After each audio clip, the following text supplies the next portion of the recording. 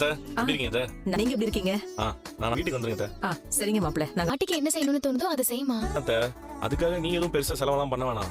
புடவை ஒண்ணு வாங்கி கொடுத்துலாமா? பூ பழம் எல்லாம் வச்சு கொடுக்கலாம். அங்க நம்மளால எந்த பிரச்சனையும் வரக்கூடாது. இப்ப நாளைக்கு நம்ம என்ன பண்ண போறோம்? ஓடுகளை கெடுத்து விட்டாங்க. ஏங்க எதுக்கு கத்துறீங்க? ஆனா அவங்க மனசு தொடுற மாதிரி வேற ஏதாவது செய்யலாம். ஏன் நான் வந்தது உனக்கு பிடிக்கலையா? நைட்டு சவாரி முடிச்சு லேட்டா தான் வந்தேன்.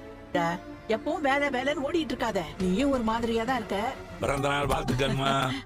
இந்த குடும்பத்துக்கு நீங்க ஆலமரம் தான், எல்லாத்துக்கும் நிழல் கொடுக்குறீங்க. நீங்க போய் ஆரத்தி எடுங்கம்மா. ஏங்க அங்கத்தே ஹாப்பி ஹாப்பி பர்த்டே பாட்டி. இல்ல மாமா, அவங்க 2 பேரும் எடுக்கட்டும். 3 பேரும் சேர்ந்து ஆரத்தி எடுத்தாதான் எனக்கு சந்தோஷமா இருக்கும். நல்லா இருக்கா? உங்களுக்கு பிடிச்சிருக்குன்னு நினைக்கிறேன். வீட்டையே அலங்காரம் பண்ணி வச்சிருக்கீங்க. நீ பண்ணிருக்கிற புண்ணியெல்லாம் இன்னும் பல வருஷத்துக்கு நின்னு பேசும் பாட்டி. எல்லாம் பிடிச்சிருக்கா பாட்டி? நல்லா இருக்குடா. எல்லாத்தையும் பார்த்து பார்த்து செஞ்சிருக்காங்க பாட்டி. எனக்கு கூட இவர் இந்த அளவுக்கு பண்ணல. மரியாதையும் கௌரவமும் நம்மள தேடி வந்தாதான் நிலைக்கும்.